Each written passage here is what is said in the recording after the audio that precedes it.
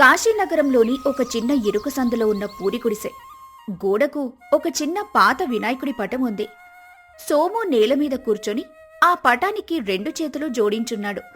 అతని భార్య లక్ష్మి నీరసంగా పక్కనే కూర్చొనుంది. ఏమండి, తెల్లారింది. ఇంకా వినాయకుడి పటం ముందు కూర్చుంటే ఎలా? రేపు పండగ. ఇంట్లో దీపం పెట్టడానికి నూనె లేదు. లక్ష్మి, అదే ఆ స్వామికి చెప్పుకుంటున్నాను. తండ్రి గణపయ్య, రేపు నీ పండుగ. నా ఇల్లు చీకటిగా ఉంది. నా పరువు నిలబెట్టు తండ్రి, దారి చూపించు అని వేడుకుంటున్నాను. మీ భక్తే మిమ్మల్ని కాపాడాలి. నిన్న ఆ రుద్రయ్యగాడు వచ్చి వెళ్ళాడు. రుద్రయ్య వచ్చాడా?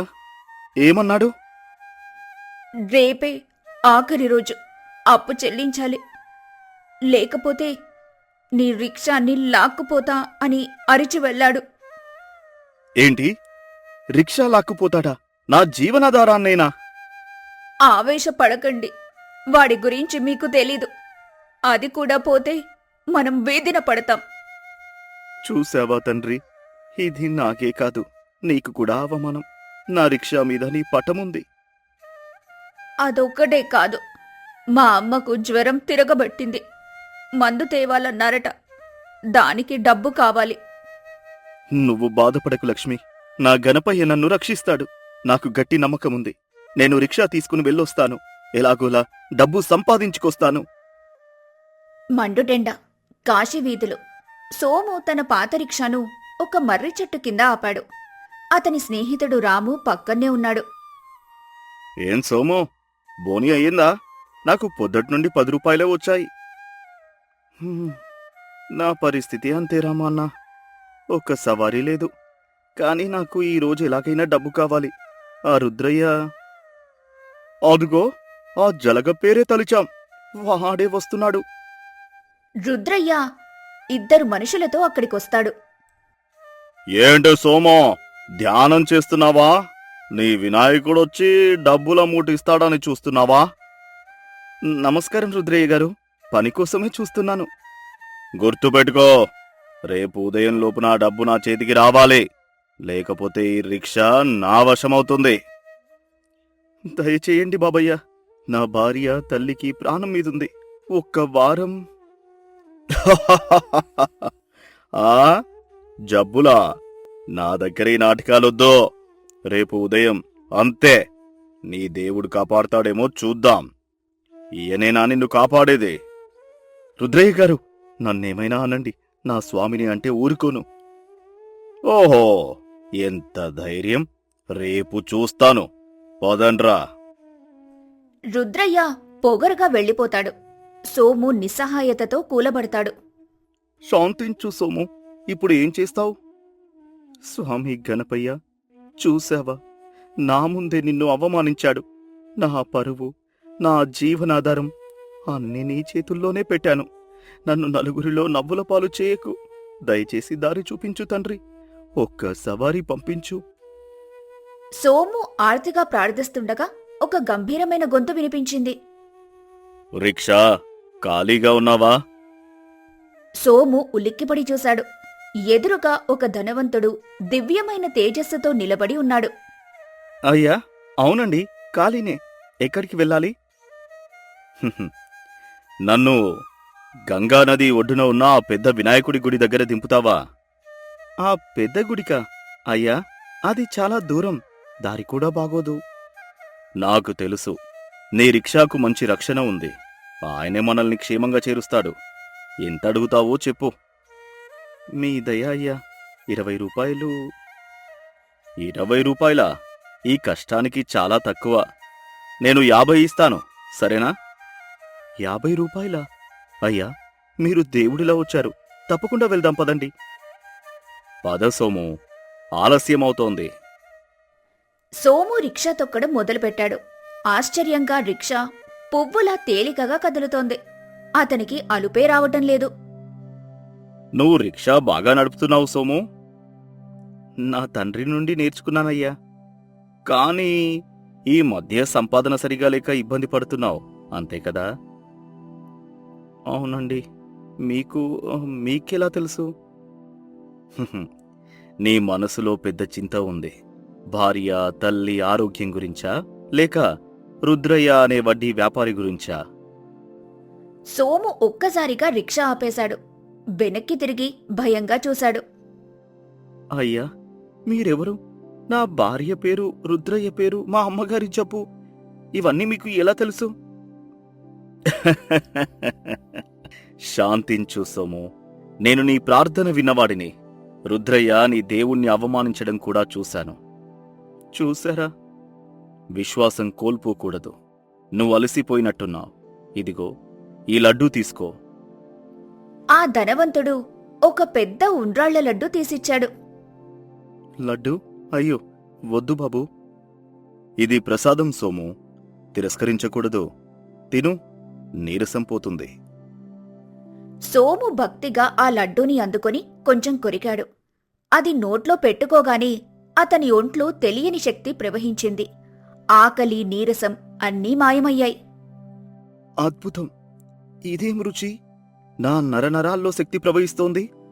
ఈయన సామాన్యుడు కాదు. ఏమైంది సోము? బలం వచ్చిందా? పద, గుడికి సమయమవుతోంది. అయ్యా, మీరు దైవ సమానులు. సోము రెట్టించిన ఉత్సాహంతో రిక్షా లాగాడు.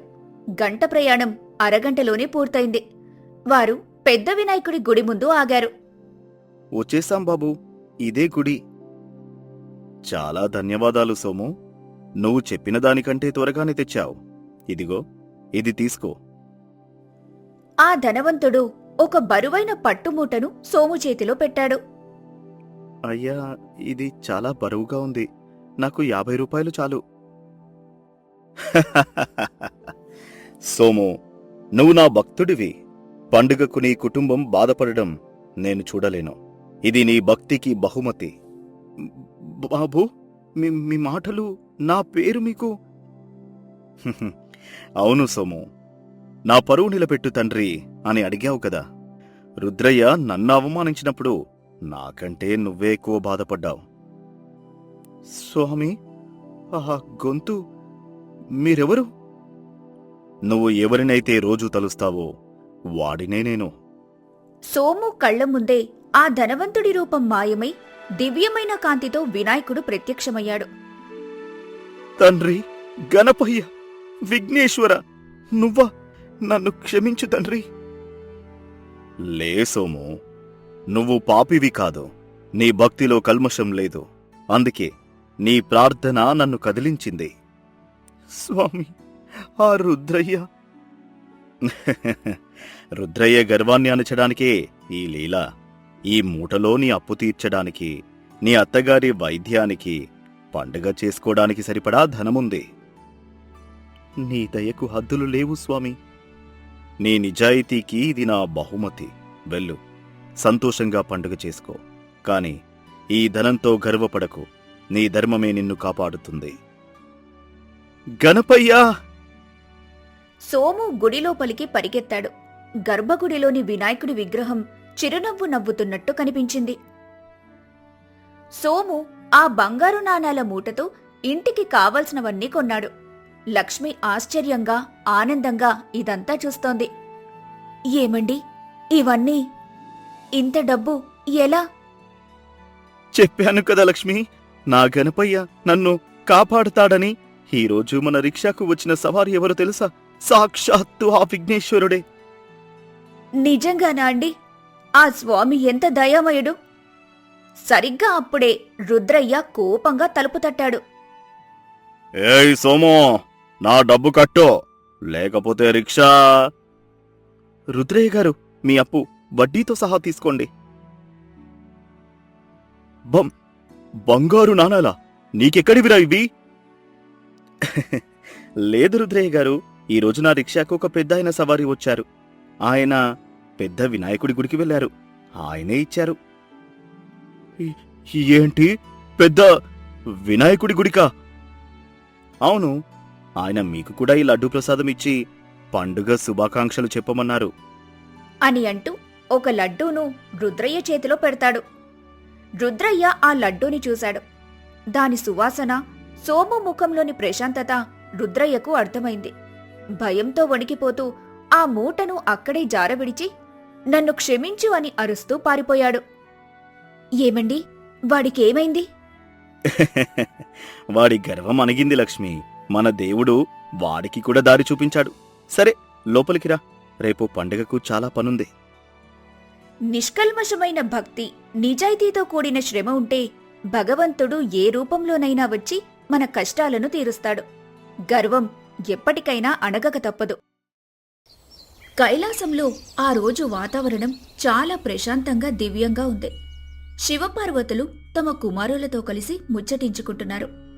కుమారస్వామి తాను రాక్షసులతో చేసిన యుద్ధాల గురించి చెబుతుంటే వినాయకుడు తన తల్లిదండ్రుల్ని ఆటపట్టేస్తూ లడ్డూల కోసం అడుగుతున్నాడు.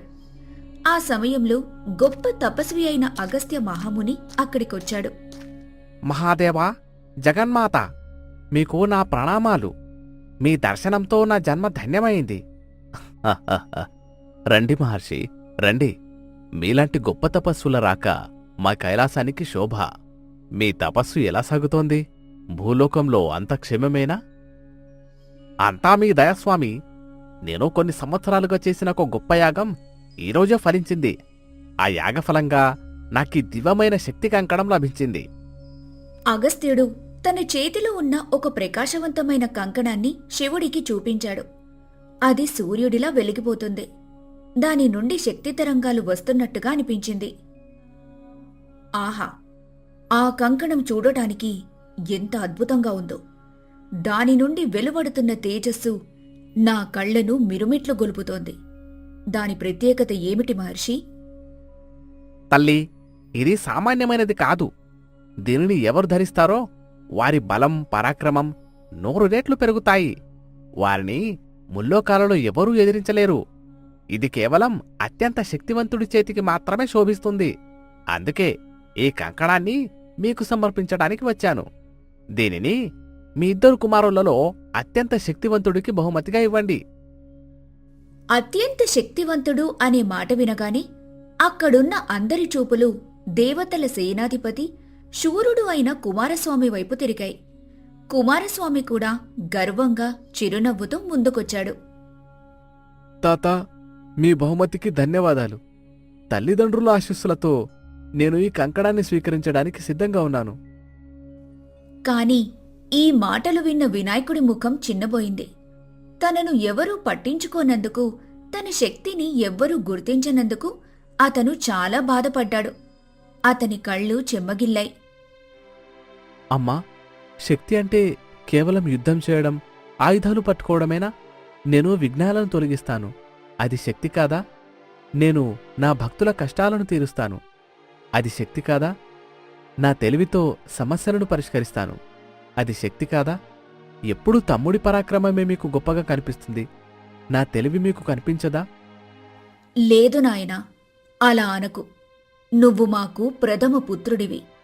నీ తెలివి, నీ వివేకం మాకు గర్వకారణం. కాని శక్తి కంకణం కదా, అందుకే. నాకర్థమైందిలే. ఈ కైలాసంలో నా తెలివికి విలువలేదు. నాకు ఈ కంకణం వద్దు, ఏమివద్దు. నన్నెవరూ అర్థం చేసుకోవడం లేదు. వినాయకుడు అలా అలిగి కన్నీళ్లతో అక్కడి నుండి కోపంగా వెళ్లిపోయాడు. అతను కైలాసంలోని ఒక ప్రశాంతమైన ఉద్యానవనానికి వెళ్లి ఒక చెట్టు కింద విచారంగా కూర్చున్నాడు. అతని వాహనమైన మూషికం తన స్వామి బాధను చూడలేక మెల్లగా ఆయన దగ్గరకొచ్చింది. స్వామి, ఎందుకు ఇంత విచారం? మీరు బాధపడుతుంటే నేను చూడలేను. జగత్పాలకులైన మీరే ఇలా నిరాశపడితే ఎలా?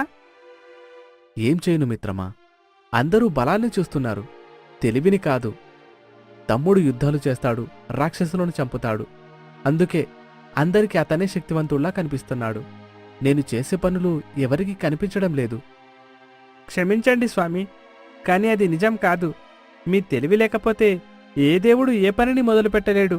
మీరే కదా విఘ్నాధిపతి. మీ శక్తి చాలా గొప్పది, కానీ నిశ్శబ్దమైనది. దాన్ని నిరూపించుకోవడానికి మీకు అవకాశం వస్తుంది స్వామి. బాధపడకండి. అదే సమయంలో శివుడు కుమారస్వామిని పిలిచి ఆ కంకణాన్ని తన చేతిలో పట్టుకొని ఇలా అన్నాడు. కుమారా, ఈ కంకణాన్ని నీకిచ్చే ముందు నీ శక్తిని మేము పరీక్షించాలనుకుంటున్నాము. భూలోకంలో మాయాసురుడనే ఒక రాక్షసుడు తన మాయతో పవిత్రమైన మానవ సరోవరాన్ని బంధించాడు. ఆ సరస్సు నీరు తాగిన వారికి పుణ్యం వస్తుంది. ఇప్పుడు ఆ నీరు ఎవరికీ దొరకకుండా దాని చుట్టూ ఒక అభేద్యమైన మాయాకవచాన్ని సృష్టించాడు. తండ్రి, ఆ రాక్షసుణ్ణి సంహరించమని నాకు ఆజ్ఞ ఇవ్వండి. ఇప్పుడే వెళ్ళి ఆ సరస్సును విడిపిస్తాను. ఆగవయ్యా, ఇక్కడే అసలు పరీక్ష ఉంది. ఆ మాయాకవచాన్ని ఏ ఆయుధమూ ఛేదించలేదు. దానిమీద ఎంత బలం ప్రయోగిస్తే అది అంత రెట్టింపు బలంతో తిరిగి దాడి చేస్తుంది. దానిని కేవలం తెలివితో, శాంతమైన మనసుతో మాత్రమే ఛేదించాలి. నీకు ఆ పని సాధ్యమేనా? తప్పకుండా తండ్రి. నా బలం ముందు ఏ మాయ నిలబడలేదు. నేనిప్పుడే వెళ్ళి ఆ సరస్సును విడిపించి ఈ శక్తి కంకడానికి నేనే అర్హుడినని నిరూపించుకుంటాను.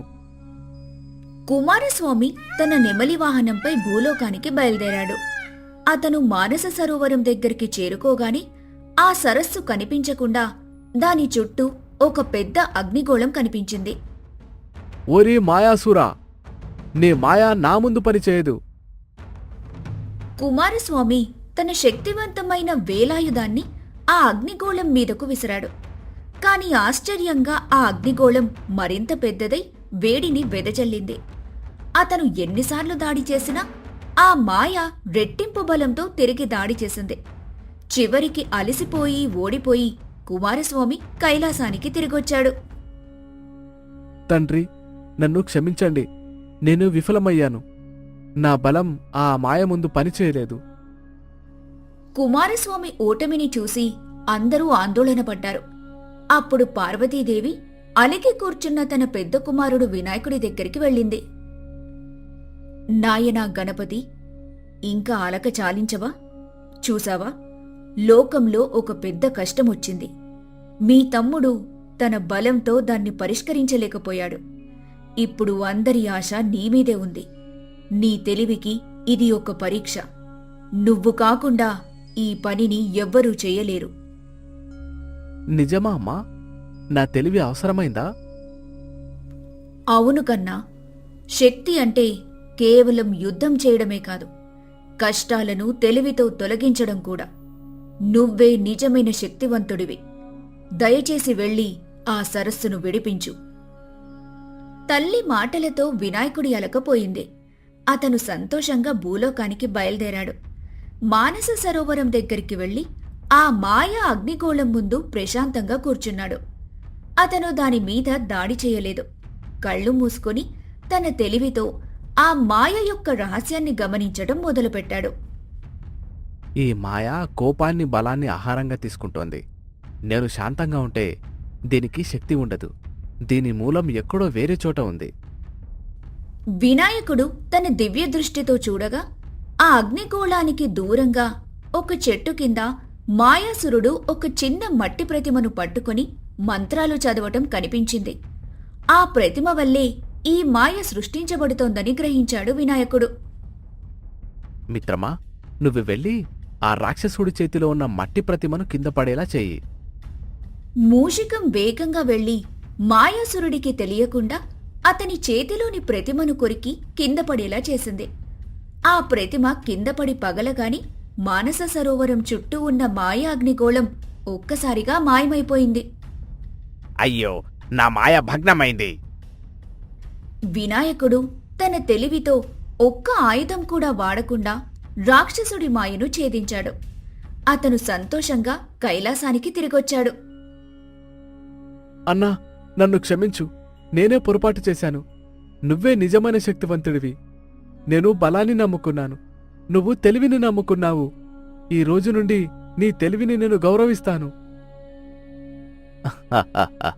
వినాయక, ఈ కంకణానికి నువ్వే అసలైన అర్హుడివి.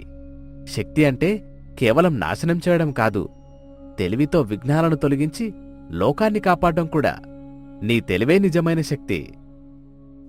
నిజమైన శక్తి ఆయుధాల్లో, శరీర బలంలో కాదు, మన తెలివిలో, వివేకంలో ఉంటుంది.